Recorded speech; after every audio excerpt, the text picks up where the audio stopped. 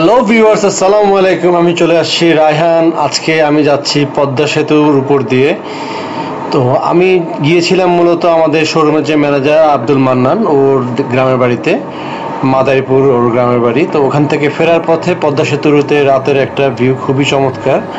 তো আমার দেখে খুব ভালো লাগলো, ভাবলাম আমি ভিডিওটা শেয়ার করি সবার সাথে। তো এটা মনে করি সবার সাথে ভিডিও শেয়ার করা। তো ভিডিওটা শেষ পর্যন্ত দেখবেন। পদ্মা সেতু কিন্তু খুবই চমৎকার দেখতে, এবং বাংলাদেশের ঢাকা সিটির ভিতরে মানে এত সুন্দর একটি জায়গা এর আগে কখনো রাতের বেলা আসলে পদ্মা সেতুতে আসা হয়নি, দেখিও নাই। যেমন তার লাইটিং, তেমন তার সৌন্দর্য, সব কিছু মিলিয়ে আসলে আমাকে খুবই মুগ্ধ করেছে। আর আমি ড্রাইভে ছিলাম, আর আমার সাথে আমার ওয়াইফও ছিল, আমার বাচ্চা ছিল। তো আমরা তিনজনে একসাথে পদ্মা সেতু দিয়ে আসছিলাম। তো ওই সময় কিন্তু ওয়েদারটা খুব মেঘাচ্ছন্ন ছিল এবং চমৎকার বাতাস ছিল। গাড়িতে খুবই সুন্দর বাতাস ছিল এবং কোনো যানজটও ছিল না, ট্রাফিক ছিল না। এখান থেকে কিন্তু আমরা চলে গিয়েছিলাম মাওয়াতে। মাওয়া যে পুরোনো যে ঘাটটা, সেই ঘাটে গিয়েছিলাম। ঘাটে গিয়ে আমরা ইলিশও খেয়েছিলাম। তো ইলিশ নিয়েও কিন্তু আমি একটা ভিডিও করেছি, সেটাও একটু পরে আপনারা ভিডিওতে দেখতে পারবেন, কিভাবে আমরা ইলিশ কিনলাম এবং কিভাবে ইলিশ খেলাম।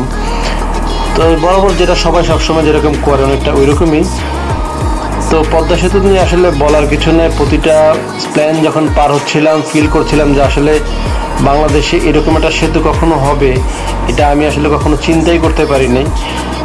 মানে এত বড় নদী, একটা সময় পদ্মা সেতু পার হতে কিন্তু আমাদের 3 ঘন্টা থেকে 1.5 থেকে 3 ঘন্টা লাগতো। ভালো ফেরি পেলে 1.5 ঘন্টায় পার হয়ে যেত, খারাপ ফেরি হলে বা জ্যামে পড়লে 3-4 ঘন্টা লেগে যেত।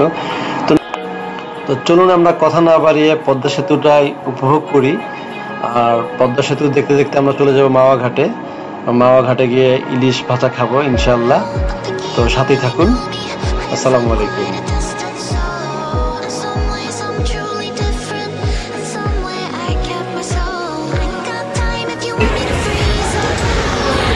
আমরা আমাদের বাসার থেকে এখন চলে আসছি মাওয়া ঘাটে। মাওয়া ইলিশ খেয়ে ইনশাল্লাহ রাতে বাসায় যাব।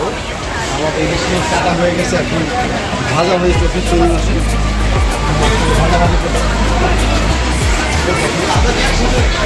আমাদের মাছ কাটা হয়েছে, এখন ভাজা হচ্ছে। মাওয়াতে কিন্তু ট্রেডিশনাল একটা ব্যাপার, ইলিশের সাথে বেগুন ভর্তা, বেগুন ভাজা,